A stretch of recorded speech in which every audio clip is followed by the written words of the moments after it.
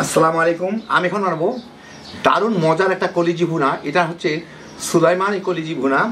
এটা পেশোয়ারের একটা street food, কিন্তু এতই মজার যে এটা খাওয়ার জন্য মানুষ অনেকক্ষণ লাইনে দাঁড়ায় থাকে। তৈরি করা খুবই সোজা।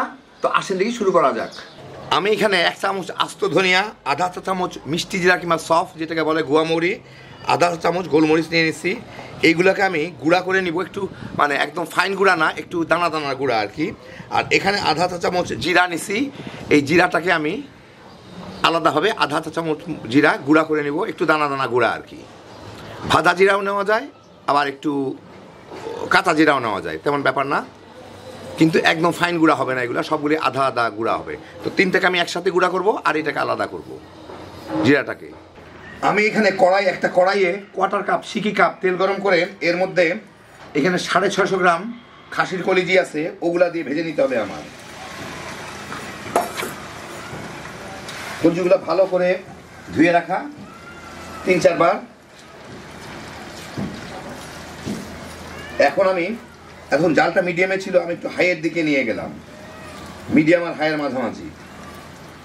প্রায় 10 মিনিটের মতো ভেজে এই পানি ছাড়তেছে, সেই জন্য প্রচুর ফেনা দেখা যাচ্ছে। যাই হোক, এর মধ্যে আমি দিয়ে দিচ্ছি কতগুলা কাঁচামরিচ ফালি করে কাটা, মাঝখান থেকে ফালি করা, আর স্বাদ মতো একটু লবণ দিয়ে এটাকে পানিটা একটু শুকানো পর্যন্ত ভেজে নিতে হবে।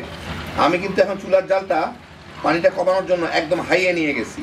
ওরা এটা রেস্টুরেন্টে তাওয়ার উপরে ভাজে, আমাদের তো অত বড় তাওয়া নাই, আর আমাদের চুলার পাওয়ার ওদের চুলার মতো না আর কি, যেই জন্য একটু টেকনিক্যালি এটা ভাজতে হবে আর কি।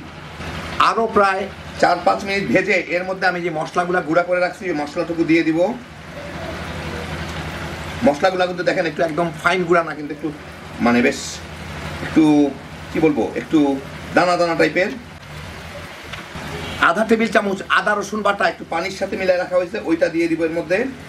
দিয়ে আবার এটাকে আমি ভুনতে থাকবো।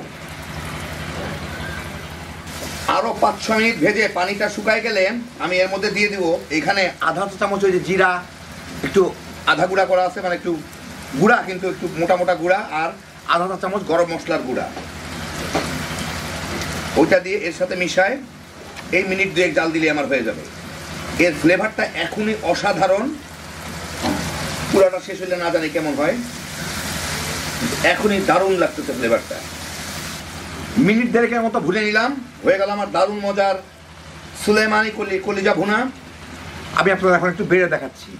তো এই দেখেন, হয়ে গেল আমার দারুণ মজার পেশোয়ারের স্ট্রিট ফুড সুলাইমানি কলিজি ভুনা। খুব অল্প মশলায় কম সময়ে যে কতখানি মজার একটা কলিজি ভুনা হইতে পারে, এটা একবার না খেলে বোঝা সম্ভব না। যেমন এর টেস্ট তেমন এর ফ্লেভার, এই জন্যই লোকে লাইনে দাঁড়ায় থেকে হলেও এটা খায়। যারা কলিজি পছন্দ করেন এভাবে একবার বানায় দেখেন, তামা তামা করে খায় ফেলাইতে পারবেন। হ্যাপি জোশের একটা আইটেম। আল্লাহ আপনাদের সবাইকে ভালো রাখুন, সুস্থ রাখুন, নিরাপদে রাখুন। ইনশাআল্লাহ বেঁচে থাকলে আবার দেখা হবে। আল্লাহ হাফেজ।